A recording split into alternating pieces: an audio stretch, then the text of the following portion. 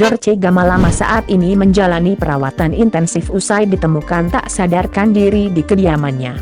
Hadijah, anak Dorce Gamalama, membenarkan kabar tersebut. Menurut dia, artis lawas serba bisa itu dilarikan ke RS Primaya, Bekasi, Jawa Barat, sejak Kamis, 7 Oktober 2021, malam. Saat dilarikan ke rumah sakit tidak sadarkan diri dari rumah.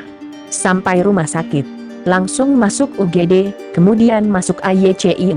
Kata Hadijah kepada awak media, ketika ditemui di RS Primaya, Bekasi, Jumat, 8 Oktober 2021.